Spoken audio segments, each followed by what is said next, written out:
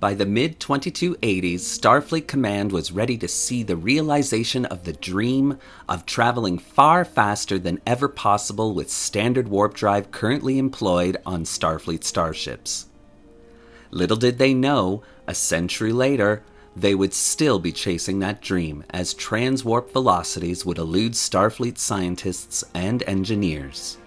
Hello and welcome to Trek Facts, a fun and fast informational web series on the fundamentals of Star Trek. In today's video, we're looking at transwarp drives to better understand their place in Starfleet history. Please note, these videos are canon-based, and as such, tech manuals, novels, comics, and video games are not valid sources of information as they are not canon. Also, this video isn't a "How fast is transwarp" video. We'll explore that question in a future episode of Trek Facts. So with that out of the way, let's begin. The United Federation of Planets was growing at an exponential rate, and as such, Starfleet began to redevelop its warp technology. As a result, by the early 2270s, the vertical warp core had been invented, which allowed Starfleet's current lineage of Starfleet starships to travel faster than ever possible before. But Starfleet Command began to realize they would eventually face a big problem. That, of course, being the distance any one starship could travel versus the length of time that travel would take. Meaning, eventually a starship would not be able to travel outwards and explore the cosmos, as it would take far too long to get beyond explored space.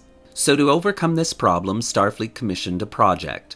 And this project's goal was to overcome the limitations of the standard warp drive and allow a starship to reach transwarp, velocities tens, if not hundreds or thousands of times faster than the current starship's maximum speeds. For all its wonderful accomplishments, the standard warp drive had one limitation: the available power to hold the ship together while traveling at extreme velocities. Once a starship hit a certain threshold of speed, no current warp core could generate enough power to allow the starship to travel any faster, as the ship itself would literally tear itself apart. Basically, the faster you go at warp, the more power you needed. And by the early 2280s, Starfleet's science and engineering divisions believed they had invented what was termed Transwarp Drive. But this new propulsion system would come with a price. Starfleet's current starship designs were not up to the task of allowing them to utilize this new technology. So, an entirely new class of ship would need to be invented. And thus, the Excelsior class was born. One of the main problems with standard warp drives was that the dilithium crystals, used in all Federation warp cores, would become unstable at higher warp frequencies needed to break the transwarp barrier. This was a problem that Starfleet scientists felt they had overcome. And so Starfleet began to build the USS Excelsior from the ground up, with all new technology specifically designed for the transwarp project. Unfortunately, the entire experiment would fail, as the Excelsior was never able to breach the transwarp barrier. As a result, Starfleet would scrap the project in relation to the Excelsior and refit the starship with a standard warp drive and standard Starfleet technology. And although the project had failed, the Excelsior class itself would prove superior to any starship class that had been developed up until that time, and Starfleet would still construct the class over a century later. It wasn't until the year 2372 when the USS Voyager, trapped in the Delta Quadrant, would discover a new form of dilithium crystal that would allow the transwarp barrier to finally be broken. This new dilithium had the ability to stay stable at higher frequencies, and as a result, a modified shuttlecraft named the Cochrane achieved transwarp speeds. The Cochrane was taken first to Warp 8 with the traditional warp drive, and then switched over to the Transwarp Drive for the remaining acceleration to Warp 10, or infinite velocity. Although successful, it was quickly realized that this drive had a detrimental effect on the humanoid species, as its test pilot, Tom Paris, began to feel the effects of cellular mutation, eventually making Paris and a kidnapped Catherine Janeway into amphibian-type creatures.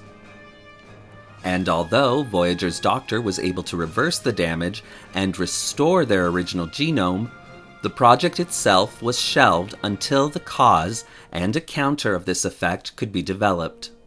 Starfleet had encountered many other species over its history with the ability to achieve transwarp velocities. The Borg, for example, had achieved and perfected their transwarp drive.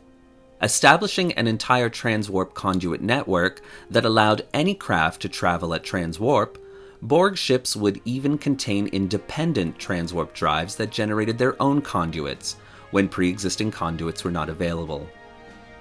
Borg ships were taken to warp factor 2.3 to generate the initial required subspace field. Then, a modified navigational deflector was used with a tachyon matrix designed to emit tachyon bursts, which allowed the subspace field to form a transwarp conduit in front of the Borg vessel. Following within the Borg's footsteps, the USS Voyager would attempt to recreate this drive. But unfortunately, this project would fail, as the Class 9 warp drive of the ship would experience erratic power fluctuations, which led to tachyons flooding the warp core and ultimately would cause a warp core breach unless the core itself was ejected. Borg ships utilized transwarp coils as the power source during the generation of transwarp conduits, and as such did not experience this problem. A Federation starship, however, could utilize one of these transwarp coils to achieve and sustain transwarp without any issues. Another race to develop transwarp capabilities was that of the Voth. This Voth transwarp drive produced no harmful effects to human DNA. The reason for this is still unknown. Although Starfleet, as of yet, has been unsuccessful in developing a viable transwarp drive, scientific studies continue, and the information gathered at every encounter with this technology has been quite valuable. In 2370, the Enterprise D, under the command of Captain Jean-Luc Picard, was able to enter a transwarp conduit for a limited amount of time, while pursuing its second officer, Lieutenant Commander Data, who had fallen under the influence of his brother Lore.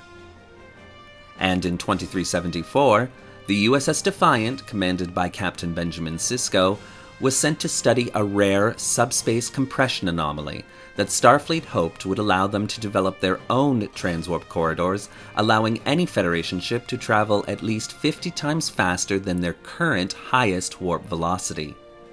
In 2376, after Starfleet discovered that the USS Voyager was stranded in the Delta Quadrant, Project Pathfinder, the term for the operation Starfleet had underway to retrieve the lost starship, even attempted to develop a transwarp probe under the direction of Lieutenant Reginald Barclay.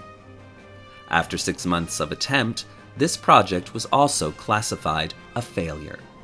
And in 2378, the USS Voyager would find, use, and destroy a Borg transwarp hub they had discovered in a nebula in the Delta Quadrant, to reach Earth and the safety of Federation space. Although all these failures in regards to transwarp may seem off-putting, the information gathered in these attempts was quite valuable and may at some point allow Starfleet's core of scientists and engineers to develop their own transwarp drives.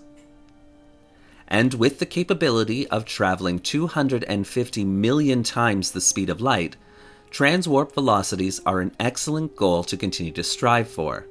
When you consider the possibility of being able to cross tens of thousands of light years in a very short amount of time, the benefits of this technology becomes quite clear.